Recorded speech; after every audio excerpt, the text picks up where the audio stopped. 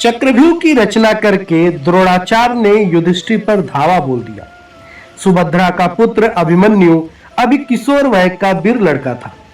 अपनी वीरता और रण कौशल में वह प्रसिद्ध हो चुका था। युधिष्ठिर ने अभिमन्यु को बुलाकर कहा, पुत्र, द्रोणाचार्य के रचे चक्रव्यूह को तोड़ना केवल अर्जुन जानता है, परंतु इस समय वह सब संकटकों के साथ युद्ध में उलझा हुआ है। उसने एक दिन बताया था कि तुम भी इस चक्रव्यूह को तोड़ सकते हो। तायाश्री, चक्रव्यूह में प्रवेश करना तो मुझे आता है, परंतु इससे बाहर निकलना मुझे नहीं आता। अभिमन्यु ने उत्साह से भरकर उत्तर दिया। तब तय किया गया कि अभिमन्यु चक्रव्यूह को तोड़कर भीतर घुसेगा और भीम तथा धृष्टद्युम्न, सात्यकी आदि उसके पीछे पीछे चलेंगे ताकि अभिमन्यु की सहायता की जा सके। तत्काल अभिमन्यु ने चक्रव्यूह का प्रवेश द्वार तोड़ा और सैकड़ों कौरवों को यमलोक पहुंचाता हुआ सेना के बीच में धंसता चला गया। द्रोणाचार्य के देखते देखते उनका बनाया चक्रव्यूह टूट गया। कौरव वीर एक एक करके अभिमन्यु का सामना करने आते रहे और मरते रहे। अभिमन्यु द्वारा किए गए सर्वनाश को देखकर दुर्योधन क्रोधित हो उठा। उसने धर्म अधर्म के सारे नियमों को ताक पर रख दिया।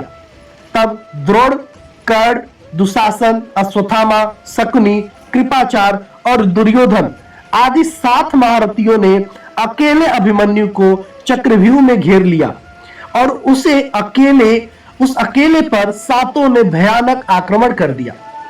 इधर पांडवों की सेना अभिमन्यु के पीछे पीछे जैसे ही चक्रव्यूह में घुसी, वैसे ही सिंधु देश के पराक्रमी राजा जयद्रथ ने, जो धृतराष्ट्र का दामाद और दुर्योधन का बहनोई था, पांडव सेना को रोका और उन पर टूट पड़ा। व्यूह के द्वार पर युधिष्ठिर, भीमसेन और जयद्रथ के बीच घमासान युद्ध छिड़ गया। जयद्रथ ने उन्हें आगे बढ़ने नहीं दिया।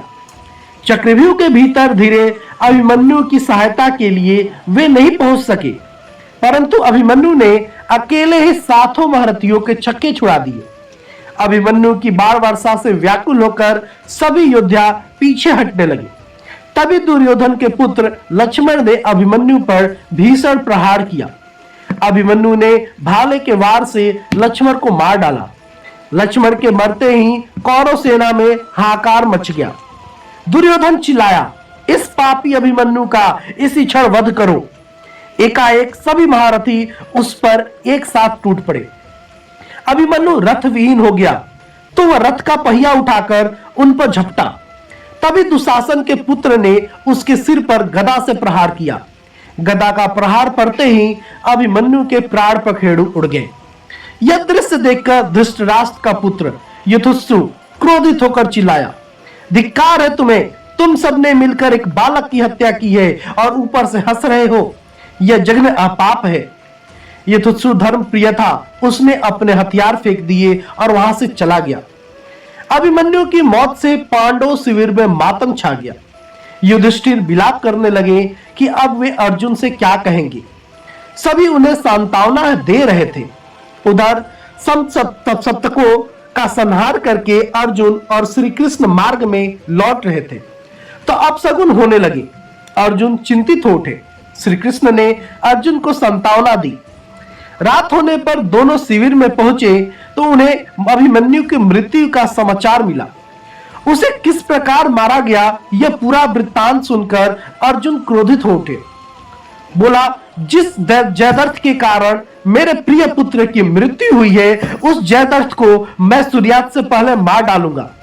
यह मेरी प्रतिज्ञा है, और अगर मैं उसे सूर्यास्त से पहले न मार सका तो अग्नि पर बैठकर आत्मदाह करूंगा।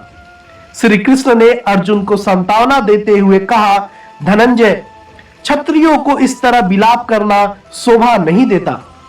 हम हथियारों के बल पर जीते हैं और हथियारों के बल पर ही मृत्यु को प्राप्त होते हैं। वीर और निडर सुरों की अचानक मृत्यु हुई स्वाभाविक मृत्यु है। अभिमन्यु को आज जो वीरोचित मृत्यु का वरदान मिला है, उसके लिए तो क्षत्रियों की माताएं अपने पुत्रों को जन्म देती हैं। अतः शौक दूर करो और अपने आप को संभालो। श्री कृष्ण की बातें सुनकर अर्जुन शांत हुए। उसके उपरांत सभी आगे के युद्ध की योजना बनाने लगे।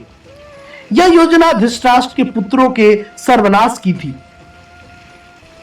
जयद्रथ वध की कथा अगले वीडियो में है, जरूर सुने। आपको यह कहानी कैसी लगी कृपया कमेंट करके बताएं और मेरे चैनल को सब्सक्राइब करना न भूलें। धन्यवाद।